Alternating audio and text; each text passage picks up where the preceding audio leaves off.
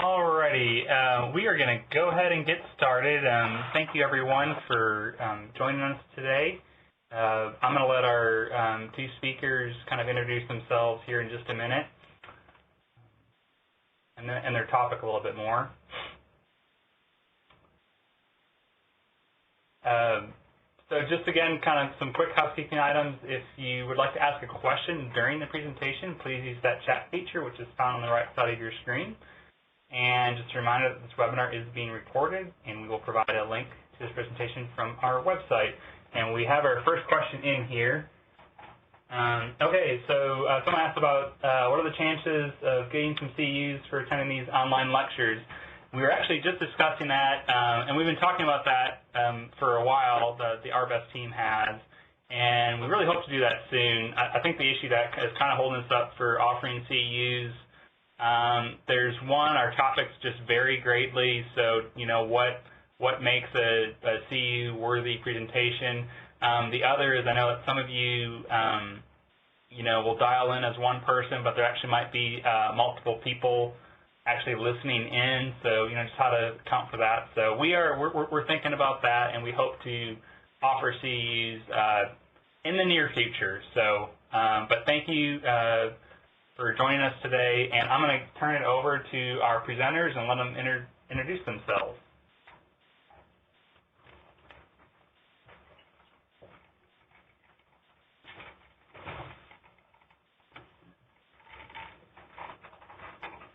Well, good afternoon, everybody. My name is Dr. Karin Vanderzee, and I'm a psychologist here at UAMS on the RBEST team. I work at UAMS and at the Child Study Center. And I'm Kelly Hammond. I'm an LCSW. I'm at the Child Study Center for UAMS as well. And today we're going to be talking about engagement and graduation in TF-CBT. So what we're really hoping to achieve is to be able to describe strategies to engage kids and families in treatment, really starting at the beginning, right at intake, and then keeping that engagement throughout treatment to prevent any sort of premature dropout, so they can actually achieve the benefits that we're offering from treatment. We're also hoping today to provide some information on how you might determine when a child's ready to graduate, prepare the child and their family for graduation and address any issues that may arise around that, and then complete rituals around graduation. So exactly how do you do it, and what are some of the things that you have found to be helpful for these kids who have trauma backgrounds when they're ending a relationship.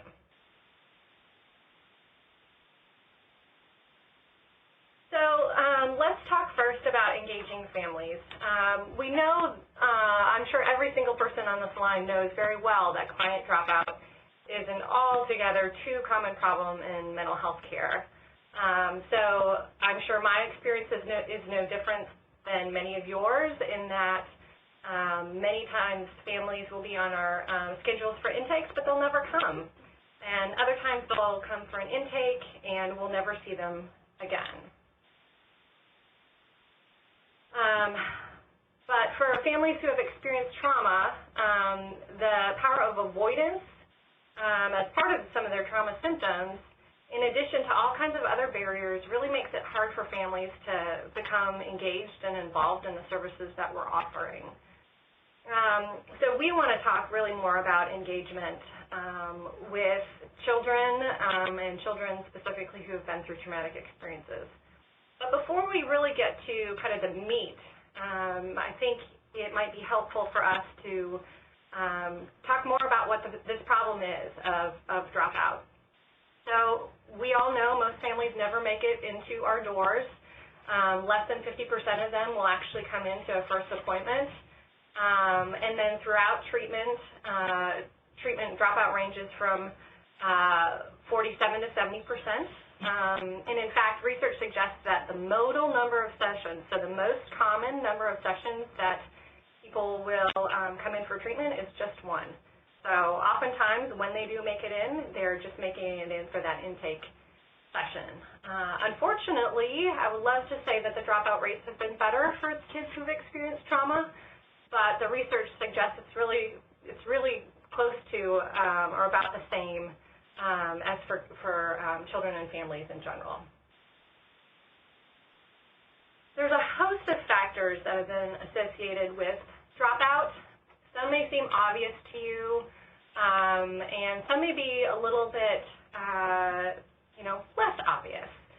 So, for example, kids who have experienced less severe abuse or have less chronic abuse are actually at greater risk, or, those factors are associated with premature dropout. Just in sort of thinking through that, it may be that parents or families perceive that the child isn't having as severe problems, or maybe more apt to get over them on their own, or so the thinking might be, and so therefore they might be more likely to drop out. And I guess one of the things that we do know just about treatment completion in general is that for kids who complete, most often they have a caregiver who has participated in treatment with them. And this is true for TF-CBT as well. So yes, with TF-CBT, we know it's true that TF-CBT can be effective in reducing trauma symptoms in the absence of caregiver involvement, and that's really good news for kids who don't have a caregiver who's involved. But research really suggests that TF-CBT works best when caregivers are involved. That's when we tend to see reductions in both the behavior problems and the trauma symptoms. Whereas without caregivers' involvement, we just tend to see reductions in trauma symptoms. So it may be that caregivers are learning the skills alongside the child and can reinforce them at home.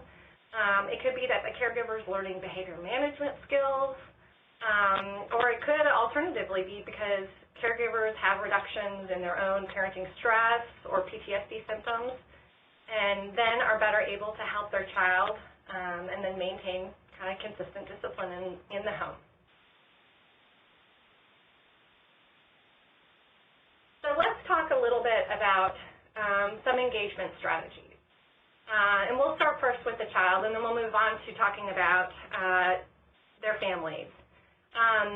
So one important thing to think about, even before we say a word to the kids and families that arrive in our offices, is how we're presenting ourselves in the space that we are occupying. So making your office child-friendly by having things on the walls, or artwork that's been drawn by children, or just artwork in general, can make an intimidating environment less so. Secondly, it's also pretty important to carry yourself in a way that suggests that you're approachable and personable. So smiling and saying to a child, getting down on their level, looking them in the eye and saying, I'm really glad that you're here. Thank you so much for coming, and thank you for just being here today. Sometimes that can help kids feel like they're important. Oftentimes kids end up in our offices and maybe are not spoken to in appointments because at that intake, oftentimes we have a lot of information to gather from the parents. So it's important to just acknowledge a child and try to make a connection with them early on. It's also important to discuss with the child whether or not they've had any previous therapy experiences that have either been positive or negative, in order to understand how you could potentially make this experience really, really positive for them. Of course, we want to avoid the big words and medical jargon, so even discussing diagnoses like post-traumatic stress disorder can seem really scary for kids sometimes, so figuring out ways to put that in kid-friendly language in a way that is understandable, I think, is pretty important. Also asking about the child's concerns about starting treatment.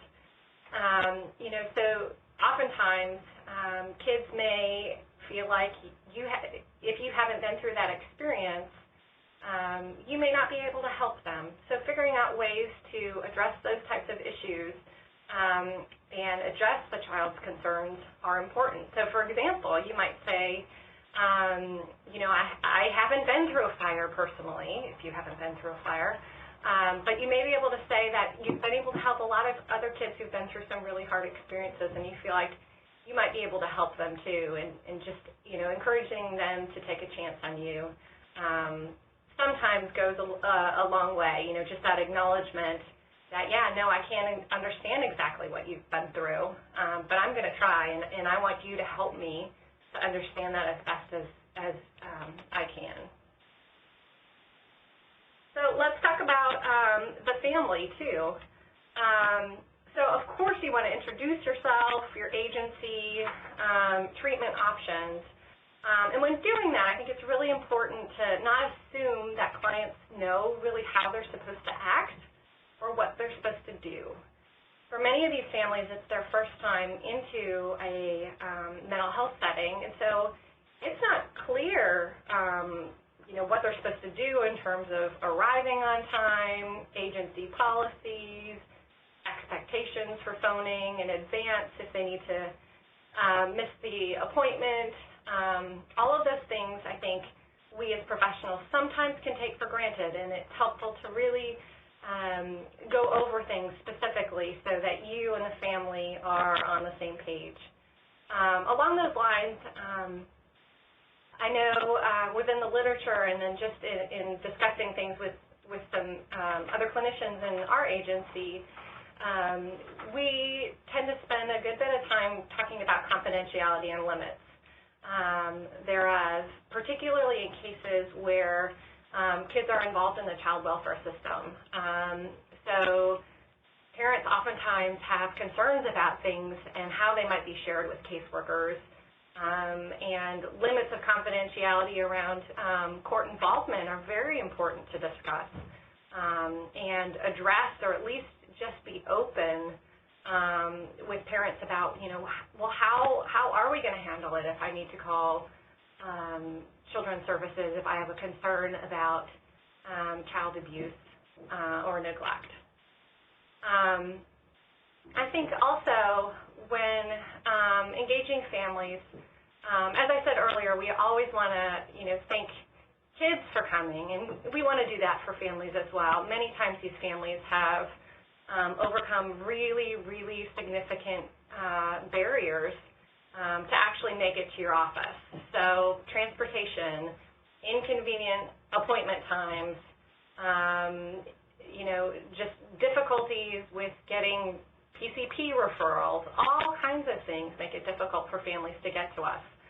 And so it's important for us to really kind of hold in the back of our heads this idea that, you know, more than half the time families don't make it. So the ones that do make it to us have really done a lot to actually be there. And so we can honor that by just being grateful to them for having overcome that and really acknowledging how committed they are to their child and to their child's health. Most of the parents that I've worked with have, you know, softened, I guess, when they have their commitment to their child has been validated. And by doing things like, you know, acknowledging all that they had to overcome, I think can help with that. Another important way to engage families is to very attentively listen to their story and let them speak without interrupting. I know at our intake appointments we have so much information, but it's really important to set that tone, even at that first intake session, that you want to hear about them. You want to hear about their story. You want to hear about their biggest concerns for their child. You want to hear about their dreams for their child. And you're going to get the other stuff. So really figuring out how to balance those needs, I think, is an ongoing challenge. But when we do find a good balance and can honor the family stories and concerns, I think that's when we're best able to hook families in and get them to come back. I know I mentioned it earlier with all the obstacles that these families have had to overcome. Problem solving goes a long, long, long way. You know, even in that first intake, if we're helping families to figure out transportation problems, or figuring out how to talk to family members who are not okay with them coming to treatment and sharing the family's business. That can show families that we care, we want to work with them to make coming to treatment easier and helping them to be able to provide for their child's needs in the best way. And then finally, we can also do this through the psychoeducation that we provide about TF-CBT. So I always start when talking about TF-CBT by talking about not only what it is, but effectiveness with kids who've been through similar things. So talking about all of the different traumatic events that kids have experienced that TF-CBT works for, because let's face it, most of the time the kids that we see don't have just one distinct trauma. They have multiple traumas, and so it can be helpful for families to know that the research that we have suggests that they can work with kids just like your child. It's also helpful to let families know about our timeline. So TF-CBT, 12 to 18 sessions for most kids. So families don't feel like this is going to be forever, and this is going to be their new normal and their new way of life forever. I think can also help. And families may be more engaged if they know that this is time limited. The other thing that I tell families is that it's been my experience working with kids and families that the ones that put the most into treatment are the ones that reap the greatest benefits. So I really encourage families right at the outset, kids and adults alike, to work really, really hard. And I promise that I'm going to work really, really hard alongside them and try and support them so that they can work really hard as well. Another way to engage when talking about TF-CBT is discussing your experience with having success with the model. So whether it's with lots of kids or with kids who have the same type of traumatic experience, I think it helps families to know that you as a clinician have treated this before successfully. Gives them hope that you're going to be able to provide successful treatment for them.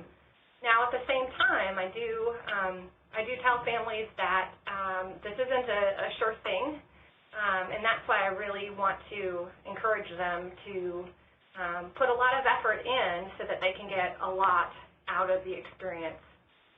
I also end up talking with families a lot about how TF-CBT is more effective with caregiver involvement.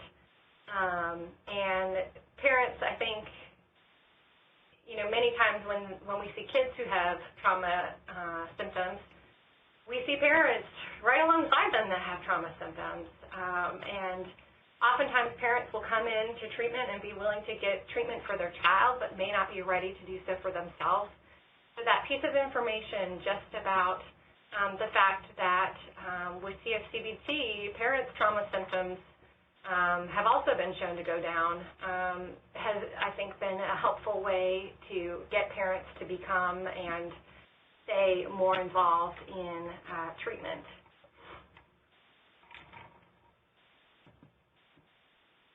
So additional ways to engage families, discussing the assessment results and really the need for treatment. So for our best, we have the UCLA, and that can be validating for parents who have thought, I've wanted to do something for my child, but I haven't known what to call this or what to do with it.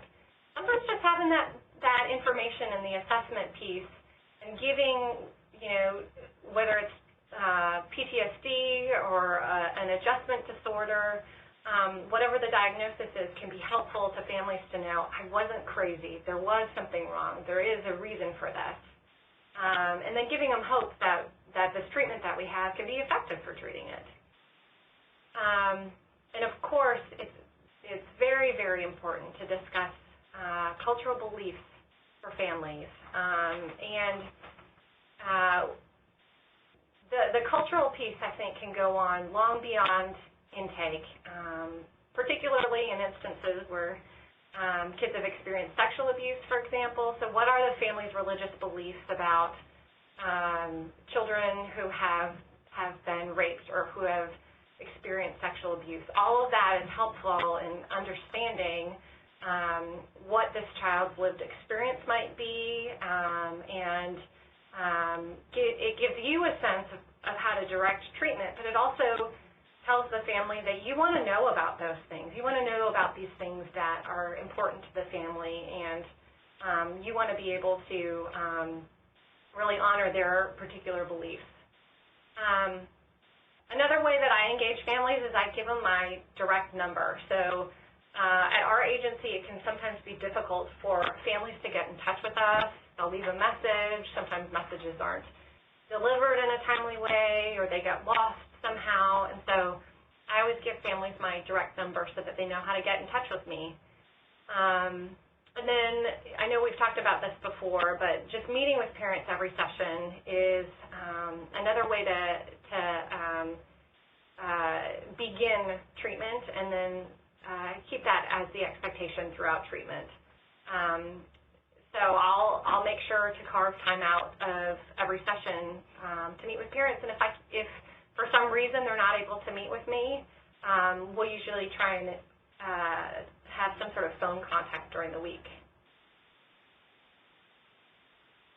So engagement isn't just something we do at the beginning of treatment. It goes on and on and on and on and on, really all the way through graduation. So ways that we do that with the kids that we see are really to praise their bravery, use humor, make treatment really engaging and fun. So one strategy that one of our clinicians here had talked about when I was asking about, what kinds of engagement strategies do people use here, she talked about dancing it out. So when, for example, during the trauma narrative, when things get a little bit too intense and the child may need to have a little bit of a break, they'll put on some music and they'll dance it out until the child's better able to regulate. And then they're able to go back to the work. So doing things, whether it's crafts or bubbles or dancing it out, that can help the child to stay engaged, have fun,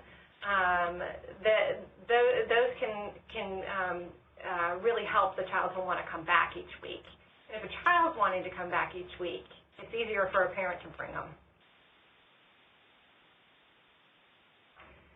So with families, the engagement, I think, continues as we're acknowledging the child's progress.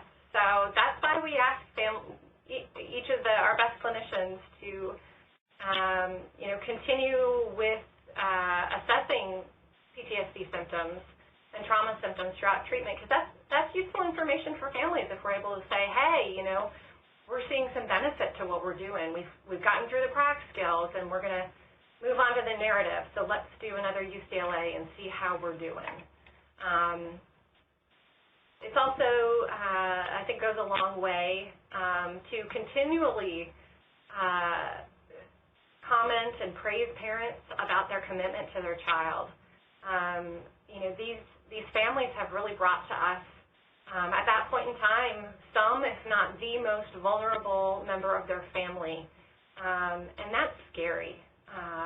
That can be scary for families.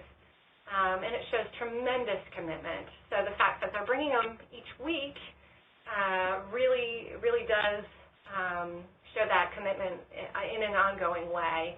And I always try to comment about that by just saying things like, thank you so much for coming. I really appreciate you being here, and I can tell that this means something to your child. So families, of course, we're always wanting them to use the skills at home, and just like kids, parents like to be praised for what they're doing. So making a point to praise parents for using the skills at their home and modeling them for the child can also serve to engage them in treatment. In addition, parents, as I mentioned earlier, often come to us just as distressed, if not more so, than the children that they bring to us. And so it's helpful to monitor their distress, and if they're showing significant distress, it's important to refer them for treatment. And the way that we do that, once we have established that relationship, can sometimes be really healing for parents, that someone noticed that they're really having a hard time and cares enough to try and help them find somebody. So I know at our agency we try to connect people with therapists if possible, rather than just saying, here's the number for your local community mental health center. And when we're thinking about engagement, I think it's also helpful to continue to help families to look through a trauma lens at all stages of therapy. So parents may come to us so frustrated about a child's behavior. Johnny got into a fight again at school, and he's going to get kicked out, and et cetera, et cetera. Well, once we kind of unpack things, we might be able to see that, other kids were teasing and taunting Johnny, calling him sexual names, and Johnny was sexually abused in the past. And so those types of experiences may not just be child bad behavior, but may be, evidence of trauma reminders. And so helping families to look at the kid's experience through a trauma lens may soften parents' approach to their child and understanding of what that experience can be like. And I'm putting problem solving on here again because I really can't say that enough. Problem solving and helping parents in really concrete ways throughout treatment can go a long way to showing your commitment to the family and keeping them involved in treatment. And once we are able to actually keep kids involved in treatment, that's when we can start thinking about, how is it that we're actually going to be ending our relationship? And so Kelly's going to talk with us about shifting and graduating. So obviously we have to keep our families engaged to get them through to graduation. And so another way to think about graduation is termination. We've all heard that term before. Termination is the end of the mental health professional and client relationship, and as we all know, all therapeutic relationships have to come to an end, and I think it's important to keep that in mind, that we don't get lost in therapy, the black void that can happen. It's important to remember that many clients don't adapt well to change, and so this relationship they have with their therapist can play an important role in their efforts for change. And it's important to provide enough time to process the end of that relationship so that you can reflect on what's been done, the client's progress, as well as their feelings about the end of therapy. I think this quote really kind of sums up why termination is important. It says, termination is a time to evaluate the work you've accomplished, celebrate the progress, talk about which goals weren't reached, and explore any disappointments with the process. It's reminiscing, an exit interview, and saying goodbye wrapped up in one. Sometimes this overview helps it all come together as seeing the work in the rearview mirror lends perspective. We don't have enough good endings in life. The nature of therapy and the strength of the relationship should provide clients with this one final gift, a corrective emotional experience regarding ending. So research shows that most clients really appreciate the chance to talk about the end of the relationship with their therapist. It's possible that the ending of therapy can be perceived as bad or as a crisis, but this can also be an opportunity for growth, not only for the client, but for the therapist. This is particularly true, I think, for clients who have experienced traumatic loss. Something to be aware of is that a therapist is more likely to consider termination important in those cases that they thought of as successful. And in terminating those cases, they're more likely to express their own reactions to termination. It's important, however, to process the end of therapy with those clients whom we maybe don't perceive as successful. And so, again, whether we feel treatment was successful or not, termination is an experience that is important for both the client and the therapist. So in order to provide a positive termination experience, there are tasks that can help guide it.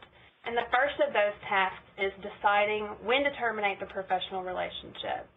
So sometimes the end is anticipated, and in others it's not. In some cases, the end is known from the very beginning, such as with medical social work. In some cases, it's going to be determined by when the intervention's objectives are achieved, and this can sometimes be complicated by factors that we'll talk about in a moment. The next task is evaluating the achievement of goals, and this should be done with the participation of the client and the guardian or family. So termination can occur when desired progress is made or when further progress is no longer possible. The clinician may actually have to help the client summarize their accomplishments. In some cases, they're not able to see those. And in some cases, the parents aren't able to see those from their children. And this can be helpful in resolving feelings that are associated with termination. Next, it's important to maintain the progress that's been made throughout the intervention. And so the therapist will need to discuss this with the client or their guardian, and this is to stabilize the change. We don't want to have re-emerging behaviors that brought them to therapy initially when therapy ends. We want to maintain the progress. Next is resolving emotional reactions.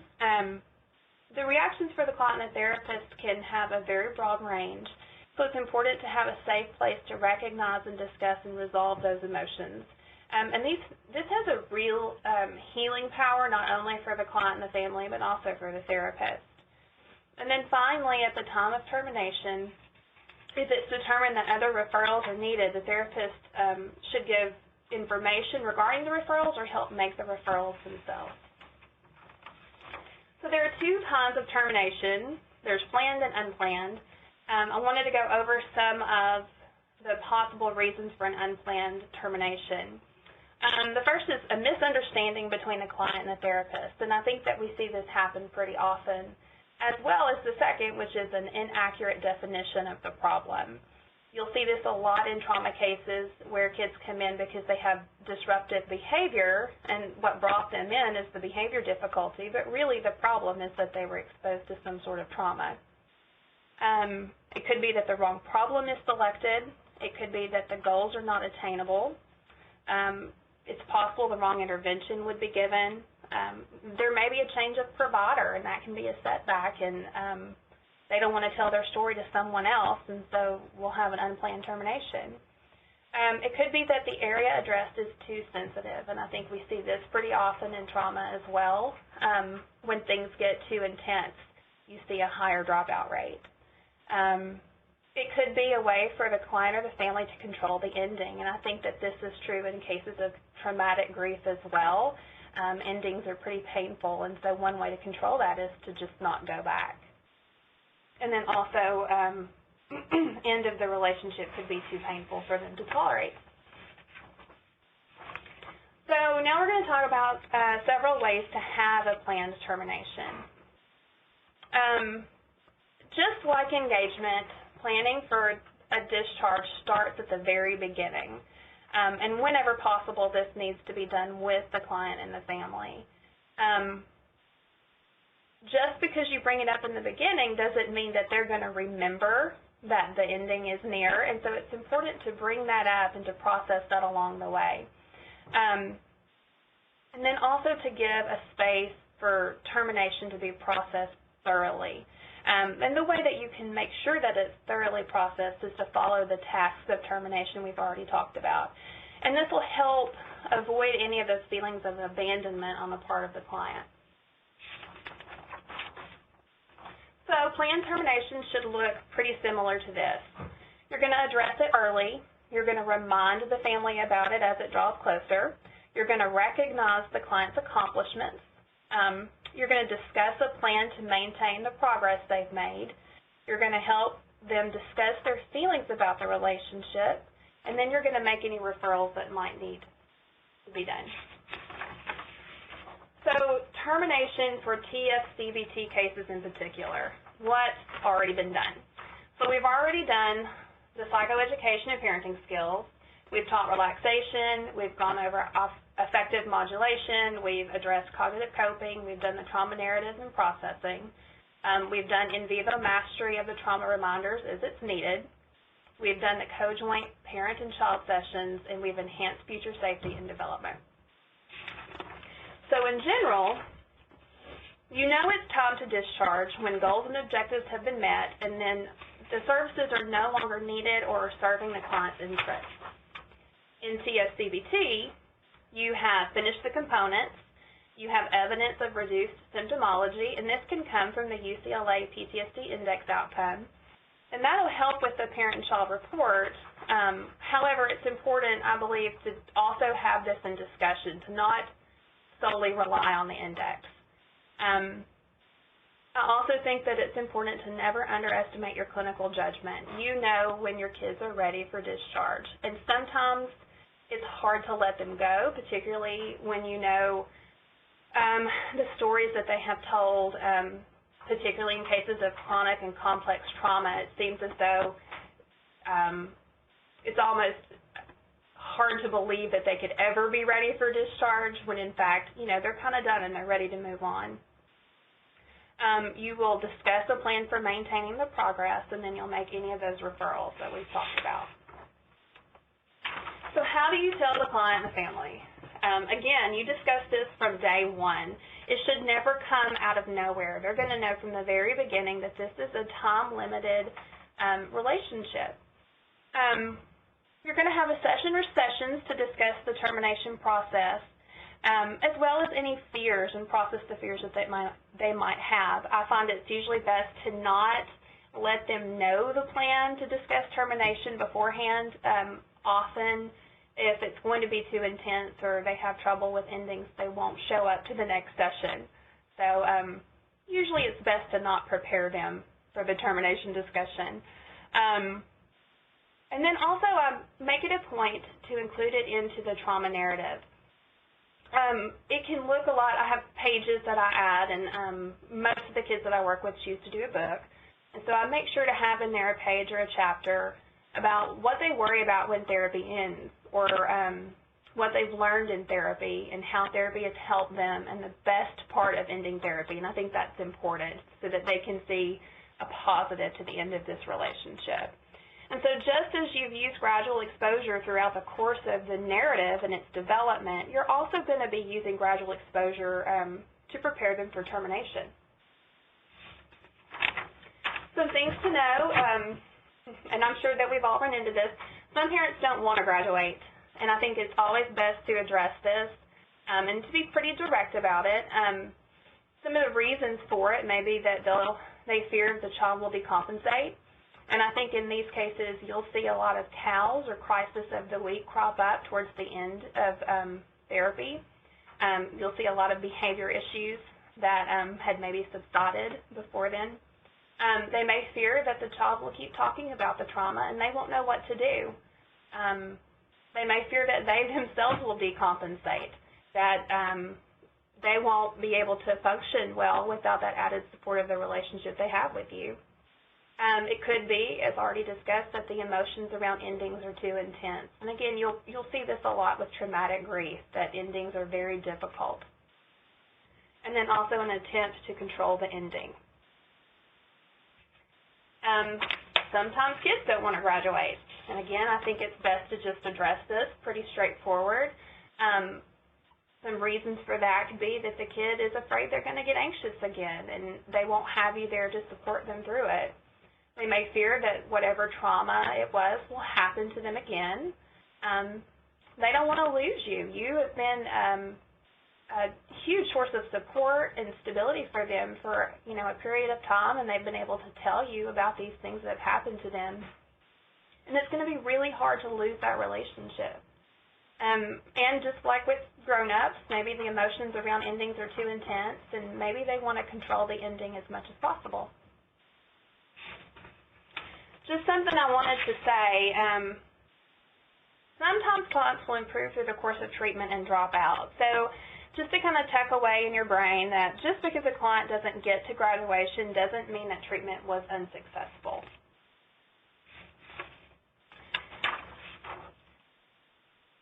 Okay, so a little bit about graduation ceremonies, and I really like this period of treatment. I think it is so healing and rewarding to everyone involved.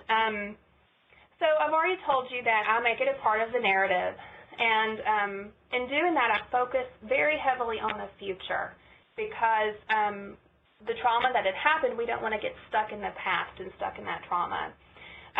So one of the things I'll do is, as I said, most of the kids I work with decide to create a book. And I make sure that the parts of the book that do not have to do with trauma are, there are many more pages of the innocuous information about the kid and their family and the things they like to do, more of that than there are parts about trauma. And so at the end of treatment, we'll remove all the pages about trauma, and I get to ask them which stack has more pages. And it's a good kind of way to point out that even though this thing happened to them, that's not the definition of who they are. It's a chapter. And then we'll shred the pieces together, and they can take what's left of the narrative home. I've already told you that it's important to have a session to prepare. That way it doesn't feel so sudden, and we can kind of avoid those feelings of abandonment. And then some of the other rituals I have are graduation wall, a certificate, and biggest fans. And I have some pictures of those that we're going to get to in just a second. So if you were to look at this in the course of a TF-CBT case, it would look similar to, you would have the co-joint session where the child would share their narrative. The next session would be enhancing safety, or if you've already addressed that, you would go ahead and have the session to process what had happened in that co-joint session, and then spend time reviewing what's been learned, the safety plan, things that have already been addressed, and then you would start to process the discharge and how everyone is thinking and feeling about that. Then in the next session, that would be the graduation session, and what I tend to do is start off with the kid alone, and so I'll bring them into my office and we'll get out their narrative and we'll remove the parts of the narrative that have to do with the trauma, and we'll go through the process of which one is more. And then we'll put it back in their folder, and in that folder I've written them a note, and I do this for every kid that graduates TF-CBT. And in that note I write things that I've appreciated about them and that I've learned about them and about the process and what it was like for me to help them through this time of their life. And then they get to take that folder with them. I also will give them, at the end of that session, a certificate. And it'll look a lot like that. And I think that's important to kind of wrap things up and to give them a sense of meaning to the whole process. Also in that graduation session, they get to participate in the wall of graduation. And so what they do is they trace their hands, and in the middle of the palms they write their initials. And then at the top, over the fingers, they write their advice to kids who are just starting therapy. And so they get to impart their words of wisdom to those kids who are just getting started. And I'll often ask the question, if you'll remember back when you first met me, if somebody had said something to you that would make you feel better about being here, what would it have been? And so then they'll write those words of wisdom for the other kids. And then between the thumbs is where they write their hopes and wishes. So what they hope and wish for these kids who are just getting started on this journey. And then they get to date it and pick a spot on the wall where they want to put it. And then their parents get to come in and we process how this went all together, and they get to show their parents where they've placed their hands on the graduation wall, and parents like to take pictures of it, and there's no identifying information, so usually I'll let that happen. Earlier in the day, I have let my coworkers know that I have a graduation ceremony, and so I let them know what time, and so just prior to when I let the family leave my office, I send out a go time email to everyone who's available, and we have a great group of coworkers here who are pretty fun-loving and like to help kids feel better. And so I send the email, and we wait a few minutes, and when the client's family leaves my office, they are greeted by their biggest fans. And so as they leave their last session, they are cheered and congratulated and well-wished for the final farewell. And so that's how I do graduation sessions here in my clinic, and that's the end of my piece of the presentation. Okay. All right, thanks. Are you all wanting to have a discussion? Or okay, I'm going to just take everyone off of mute. So Karin and Kelly wanted to, I think, ask some feedback from you all and get a little bit of discussion. So. The conference is no longer in lecture mode. Okay, so everyone is taken off mute. So Karin and Kelly just want to. Well, we were just curious, I guess, from you all. Since there are several of us on the call right now, we thought it might be helpful for us to spend just a few minutes talking about either strategies that we found to be helpful in engaging families or neat ways that we celebrate graduations. So we kind of wanted to turn it over to you all for some discussion about that, just about some neat ideas that you may have. And don't be shy. This is Robin. Can you hear me? Yeah, thank you. Okay. And one of the things that I've found that my teenagers really like to do is we burn it. We burn their trauma narrative. I'll print out a copy and we'll take it outside and burn it as a way of, that's my past. I've got my whole future ahead of me. That sounds kind of similar to what Kelly does with shredding it. Yeah. Yeah. It's a little more difficult to involve fire with the little bitties, but yeah, so it's the teenagers. That's why they kind of think it's fun. We had a pond out at the hospital where I worked. We had a pond, so we'd go out and do it over the pond so it was safe. Yes. Don't do it in your office. No. This is Julie. One of the things that we did with some of our younger clients and their parents when we're trying to engage and initially just appreciate them for being there and getting them involved in the system is to do the name game where they have to describe their family members who all lives with them, that the first initial of their name, like if the dad's name is Charlie or something, and they have to give a descriptive word with the C and just silly kind of games, but the kid gets to kind of tell you about their family and they're having fun with it, or some of those things that you would do in introductory groups and things like that, and it works really well to kind of get the ice broken, the stigma of being there down, and the kid enjoys it, and so they are a little bit more comfortable. Then we go ahead with the intake and stuff. That just gives the kid a little bit of input as you're getting some of that initial paperwork filled out. That's a great idea, and I think that's a great idea to kind of set up the stage for making things fun. I've heard some of the developers of TF-CBT say, if you're not having fun, you're not doing it right. So I think that really sets the stage early on. They've come up with some really inventive descriptive names. It's kind of funny.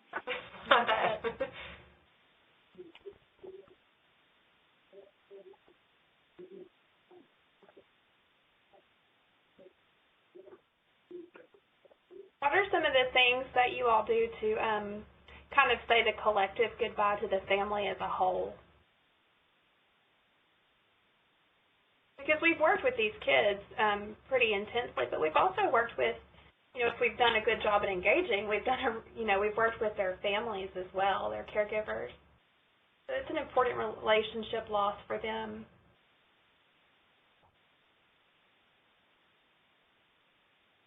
This is Julie again. In setting up getting time to end the sessions, we reassure the family as well as the kids that, there's going to be different phases and things that go through where this may come up, and reminding them or giving them another card with your direct line so that if in the future they forget some of the things to try or they need a refresher session or something, you know, when the child is younger, those issues may not present themselves all, and then it may come up again when they go through puberty or whatever. And just let them know that even if I'm not here anymore, there are people who can, you know, give you a refresher, go back over it, never be afraid to ask, you know, and you just really assure them that there may be times when you need to come in again in the future just to catch up a little bit and make sure that you're doing the right things, because they're not equipped to know how to deal with this in parenting classes and things like that. So you just assure that they have access to come back if they get stumped in the future. If that helps them. Absolutely. I think that it's important for them to know that they're not on their own, even though they've been through the process. That, you know, that doesn't mean that now they're on their own and they have to figure it out.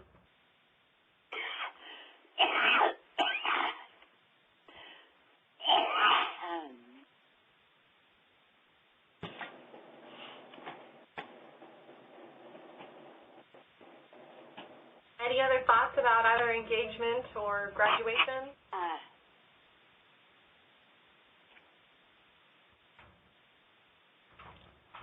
All right. Well, thank you to both of you, and thanks everyone for joining us. If you're looking for another email for our October webinar, we're still confirming a topic and date and everything. So thank you all, and you all have a good Tuesday afternoon. Take care. Thank you. Bye-bye. Bye.